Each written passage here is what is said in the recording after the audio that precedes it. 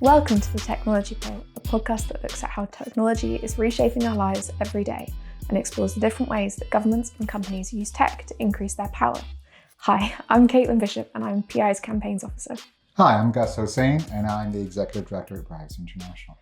Today's a bit of a weird one. We're talking to Gus, about a pretty dramatic series of events that has led to PI alongside Liberty, our friends Liberty, but also Gus personally taking the UK government to court, along with friend of the podcast and civil liberties activist Ben Weisner, though you may know him best as Ed Snowden's lawyer.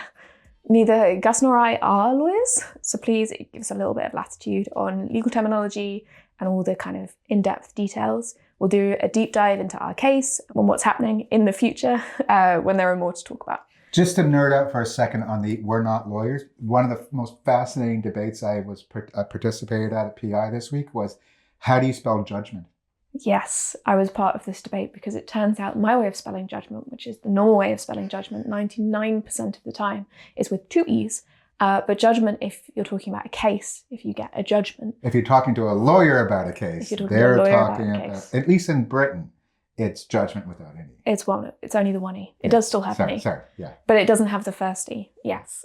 But yeah, for this episode, I wanted to talk to Gus about what led him here, what led him to filing the case. And it's a story that actually starts last year. So what happened in 2024? So in August, I was at home on vacation, just sitting on the sofa, relaxed, finally taking a break, not traveling anywhere in the world because that's crazy to travel in August.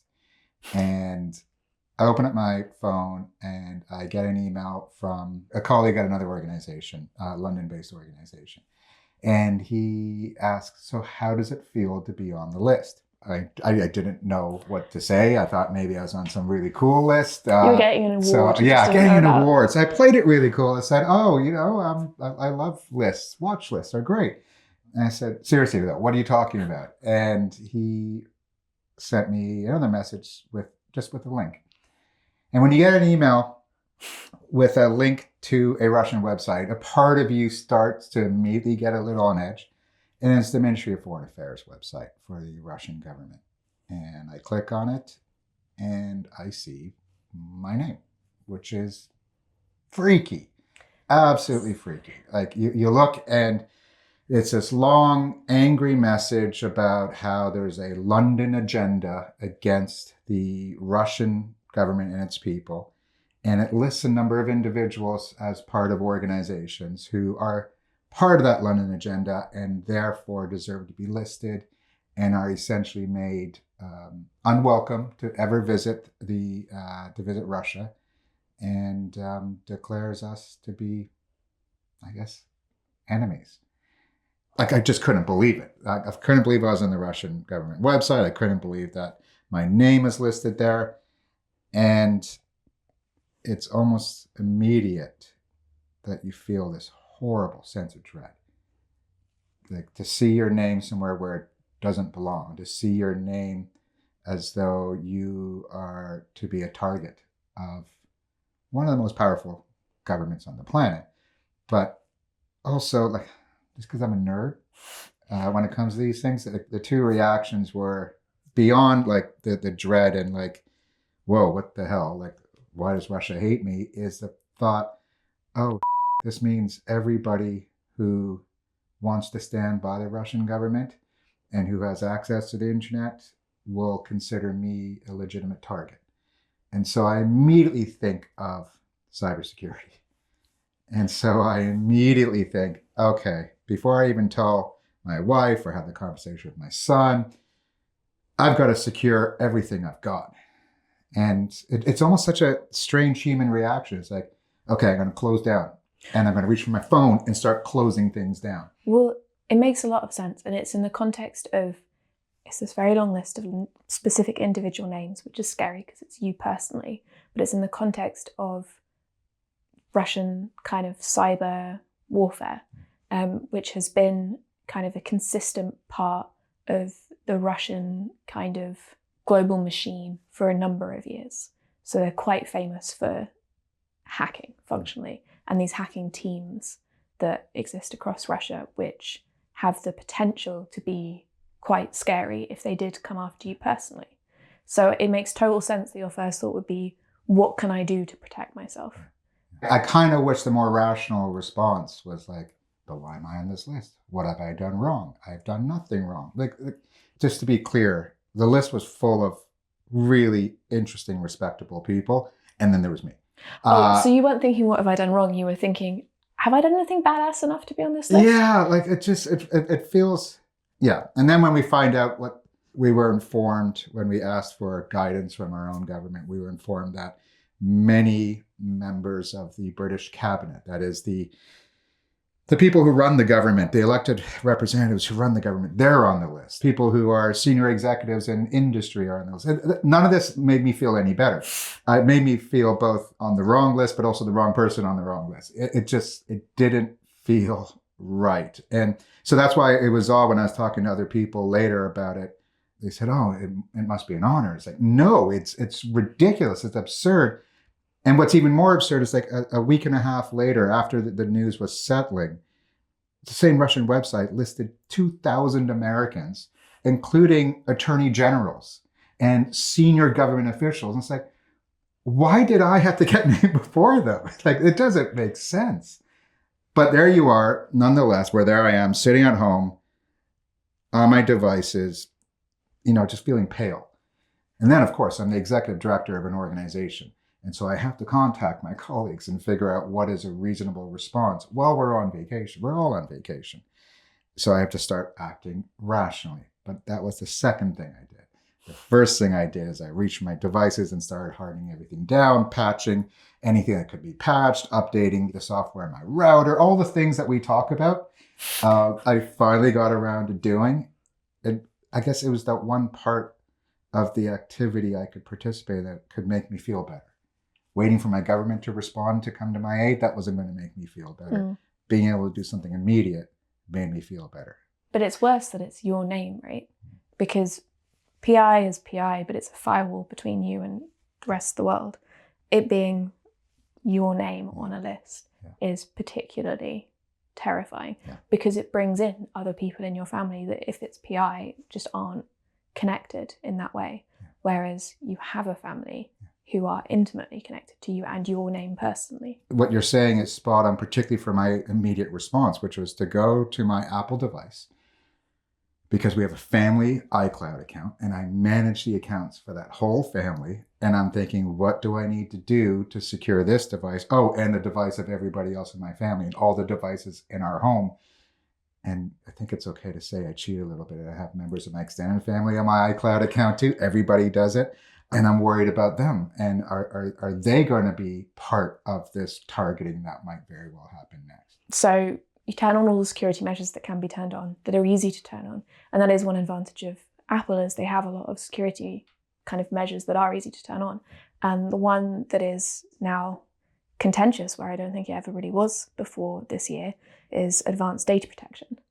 What is advanced data protection? So if I could be really honest about this one. For years, I have pressured industry to enable encryption on devices, on their services, the apps you use and whatnot.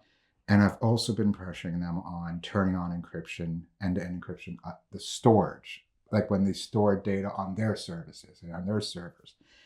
And industry's been a little slow at that. Finally, a few years ago, Apple decided that it was going to make it possible for you to use end-to-end encryption on the data you store on their servers. So if you think about it, when you send somebody a message on iMessage, end-to-end encrypted, you don't have to turn anything on. It just happens.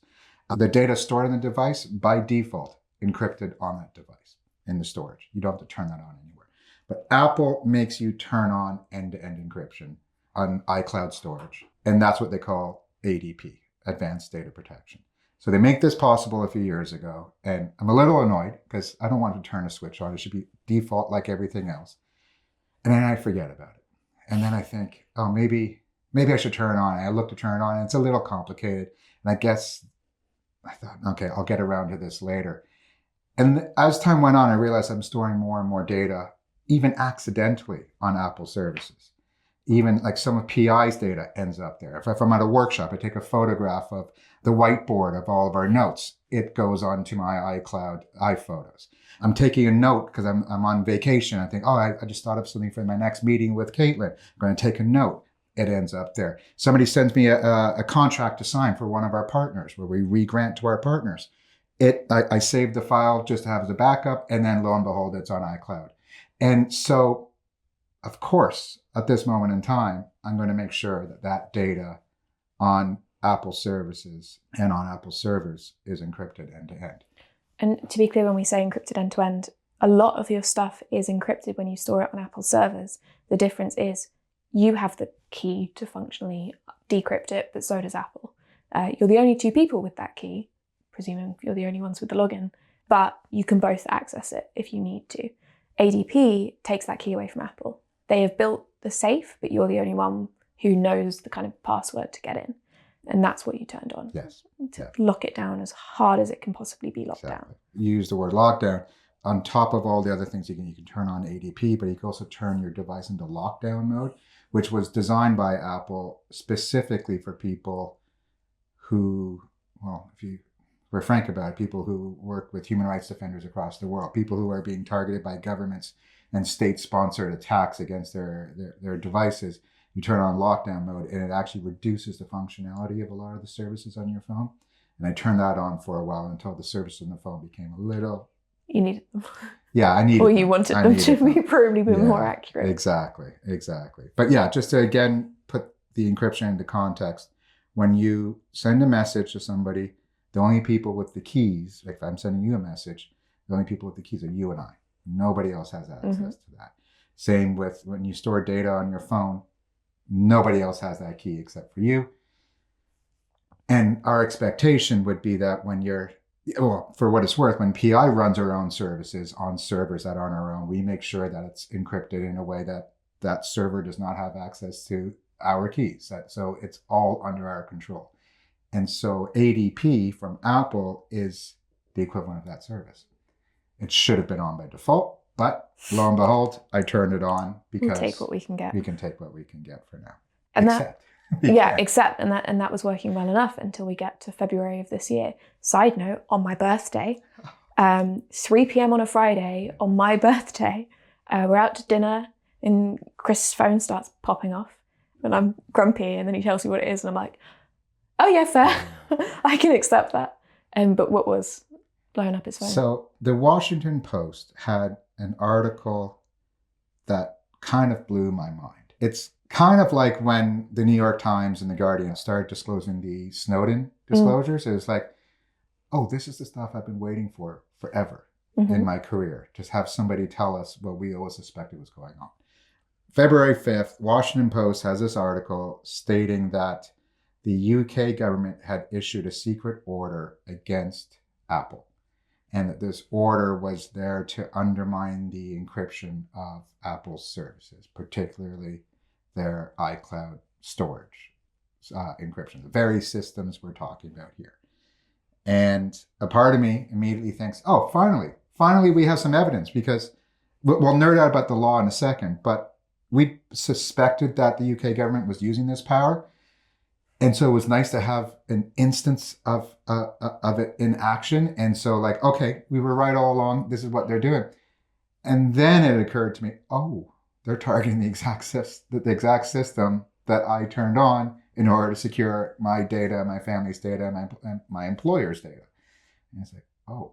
And then what happened after that is that Apple did not comment. Apple did not say anything to anybody. And then 2 weeks later, the Washington Post has another article saying that Apple's announcing that they will be withdrawing ADP from the UK market. And if you happen to be in the UK using ADP at some point in the near future, Apple will be asking you to turn it off in order to continue using iCloud. Now, I'm a paying user of iCloud, and I'm a user of ADP because I need it. And for Apple to say, oh, you can't do it anymore if you still want to use our iCloud, that pissed me off. I'm allowed to swear because that affects me and my family. Yes, you are. I think this is a justifiable swear. And if all the swears you could choose pissed me off is fairly low level.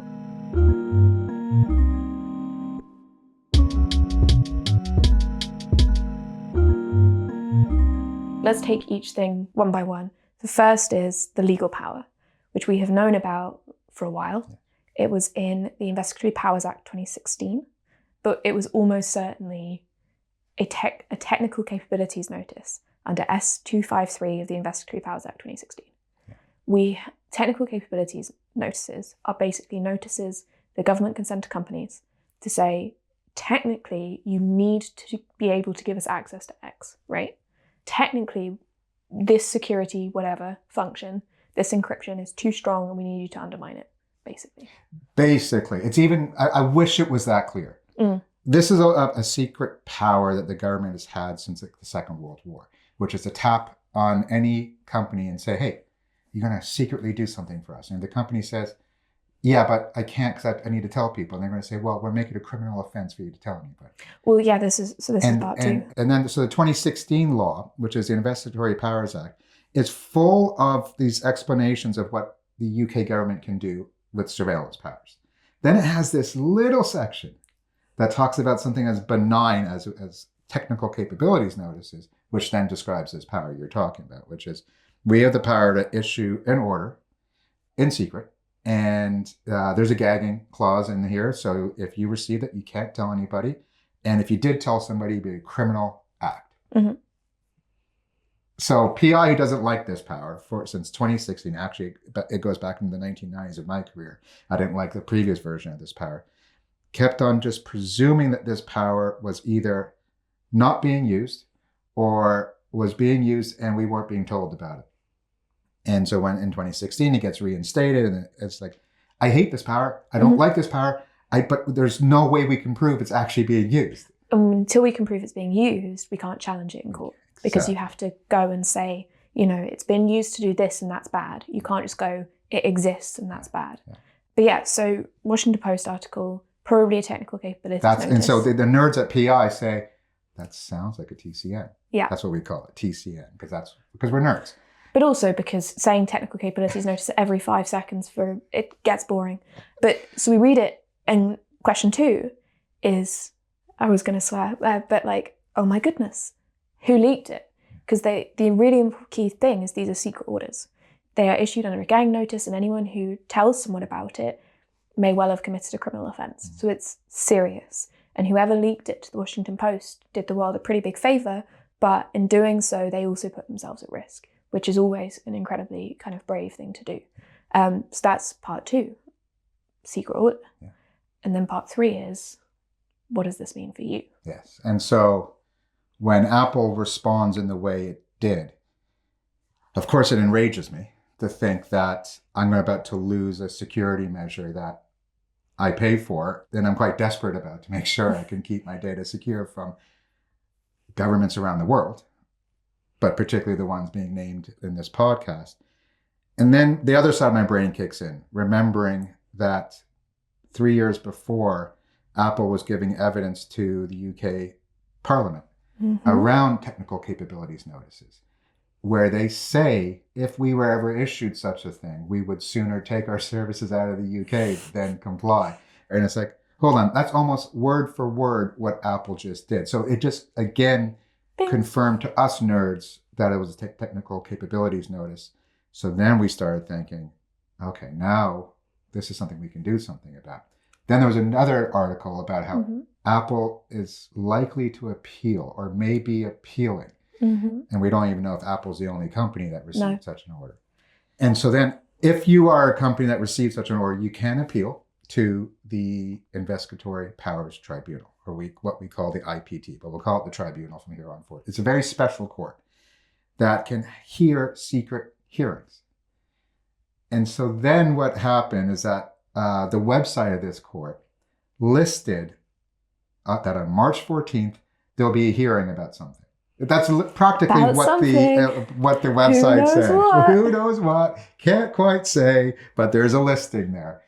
And so again, our brains do the math.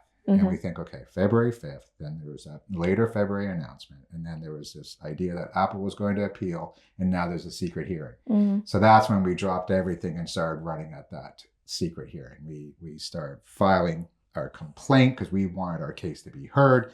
And we even went and sat outside the court that day to see if anybody was walking by that we could detect. Well, we were also hoping that it would get made open, right? We submitted filings to make the hearing public because it's already been reported in the media.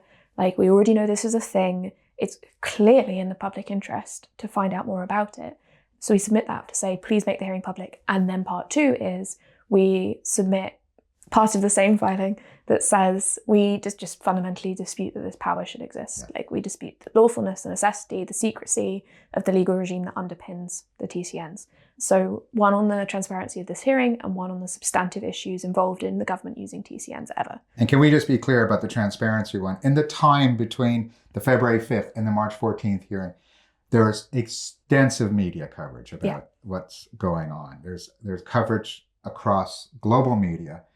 And there was even this moment where the Prime Minister of the UK travels over to meet with Trump. And there's this huge moment because it happens right around the time of the Zelensky meeting. And the UK Prime Minister is trying to establish some peace between the UK and the US. And they're all buddy, buddy, buddy. And then the next day, there's news coverage of the fact that during that meeting, Donald Trump says to the UK Prime Minister, "What the hell are you guys doing with that Apple order?" And he says, "That's something we expect from China, not from the UK." And then that's covered in the media too. So here you have government officials, including the President of the United States, talking about this, media across the planet covering all of this. And the entire time, the UK will neither confirm nor deny that there's such an order, and Apple is gagged. And it's just ridiculous. And so all we have is this March 14th hearing. And so we're going to try to make the most of it. So demand that there's transparency around it, and we get in there with our complaints. And so a couple of our lawyers were literally just sitting outside the courtroom, just seeing if they could see who's going in, what's happening. Kind of, there's a gaggle of journalists also outside the courtroom, just to see if anything happens. And on March 14th, it doesn't. But when it comes to legal filing, this is what's kind of why I wanted to talk to you about this, is PI filed as Privacy International, as we do. Liberty filed with us, as they do, as human rights lawyers. But also you personally and Ben personally filed. Like, why did you decide to take that kind of step? So we all made this decision while I was actually in Mexico City for a bunch of meetings. And I was contacted by our colleagues here, and they were saying, these are the latest developments. And then there was the Trump moment. And then we know about the March 14th supposed secret hearing. And my blood is just boiling. I'm just getting so angry about all of this. And at the same time, we're reading the news out of the US about everything that's going so profoundly badly. And there was even the Mahmoud Khalil arrest, whatever you want to call that, where you just grab somebody from his home with his wife and you put him into a car and you ship him off to his heavily pregnant wife, sent to Louisiana instead of to a court in New York where they took him. And so all this is happening. It's like, no, you can't take away some of the fundamental security that we need in moments like these. So that's when I said to my colleagues, I'm so pissed about what's going on here. I'm going to put my name on this complaint. And like, I hate it when stories become personal. I hate it when NGOs, non-governmental organizations like us or charities like us try to make things personal about us. It's inside baseball that I know Caitlin hates as well, because we're here for other people. We're not here for ourselves. But I also knew that with all the gagging and all the the fact the UK government still wasn't talking about this. First, my rage against the UK government was so intense. Like, how can a government that's supposed to protect me, particularly a government whose policies when it comes to Ukraine and Russia are probably what made Russia think that there's a London agenda and that I'm somehow part of this London agenda against the Russian people. It's the UK government that created this mess. It's Russia that just put a target on me, but my government's supposed to help me. And instead, they're undermining the very things that I needed at that moment in time. And so there I'm sitting in Mexico, feeling quite exposed at that point, saying we have to cross that line. We have to cross that line, the Rubicon, and actually make this about us. And at that time, I know my good friend and colleague, Ben Weisner, at the American Civil Liberties Union, which is his main job, he's fighting against some of those vast powers that the Trump administration is seeking. And I thought he must be feeling this as well. And so that's when I reached out to him and said, do you want to do this? Because it's just too important. And it is worth noting that although it's the UK from which Apple is removing ADP, Advanced Data Protection, it applies globally. Yes. It is the TCN is not to do with the UK specifically. It is to do with all Apple phones, everywhere in the world, every iCloud account. Yes, that's exactly right. The order can be made against any company operating as a telecommunications provider anywhere in the world. And it doesn't have to apply just to their UK user base. It is one of the reasons I'm in this business is because I hate bullies. And there's something about privacy and surveillance where bullies reign supreme, particularly when they have secret powers. It's like you can't even see yourself being abused, but they're abusing you. And to think that the UK government has secret surveillance powers is just an anathema to a democratic society and a modern democratic society under the rule of law. And the fact that these powers can extend globally and affect people like our friend Ben in New York, who's got, under the US Constitution, some extraordinary protections. And yet this government over here in the UK can decide unilaterally that it's going to undermine his protections and anybody he's working with and anybody around the world. Just blows my mind.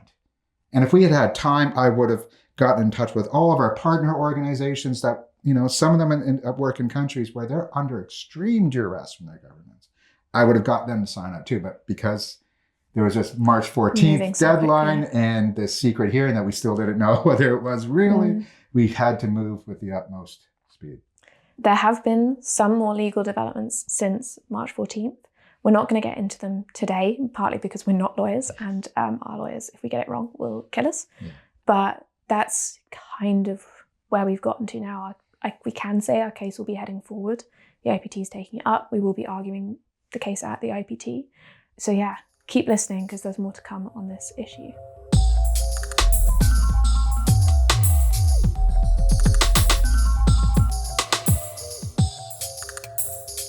And so we're making as much progress as we can around the fact that we now know a technical capabilities notice has been issued by the UK government against Apple to undermine the security of how they secure our data on their servers.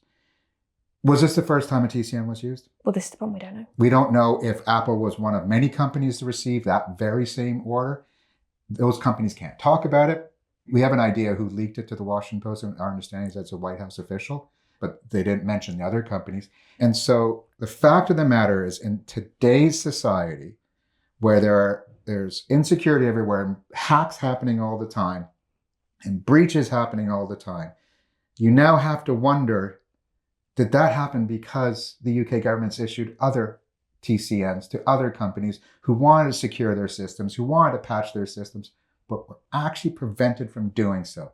And those companies still can't complain about it. They can't put it in their filings. They can't talk to the media about it because, again, it's a criminal act, which just blows my mind. Again, a country of 60 million people, a government of that country can decide in secret to issue an order in secret to companies to affect their user bases of billions of people globally. Think of Apple's user base. Then I wonder, why would they stop at Apple and not go after the other companies whose names we will not mention because we don't want to say that they've received such an order? Because we don't know. Because we don't know, and I don't want to drag them down. But for the love of God, if they've received an order, now is the time for them to speak up, but they can't because it's a criminal act. This is just, again, perverse in a country that pretends that it is noble about democratic rights. And to bring that back to the original point, the uncertainty that creates, even outside of the Apple thing, is really, really unhelpful if you're trying to secure your devices from a threat. For example, the Russian government and those people who support the Russian government and don't like their enemies in London. I mean, whether you know now about ADP, but you don't know about all the other services that you use, and that's spooky. That's scary. Yeah. And the uncertainty is in itself harmful. Exactly. And so let's contrast that to when last year it was uncovered that U.S. telecommunications providers were widely hacked under an attack called the Salt Typhoon. And the investigation into it indicates, and it's always hard to figure out who's actually done something to attribute a hack, but it indicates it was emerged from China. The response of the U.S. government, because they saw that the people being targeted were senior government officials and people who play larger roles in American life. They advised everybody to use end-to-end encryption. Whereas the UK government admits that many of its own citizens, including me and members of the government, have potentially been targeted or are being targeted or may be targeted by the Russian state. And how does the UK government respond? Undermining end-to-end encryption.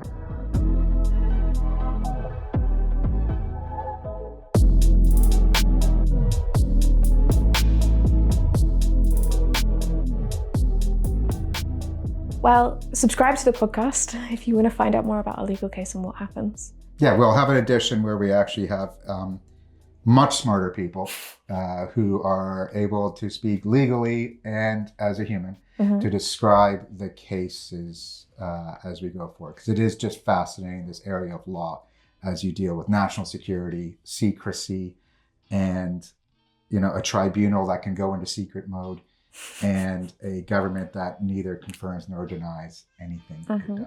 Thanks for listening. You can sign up to be the first to learn more about our work at bbcy.org/pod sign up.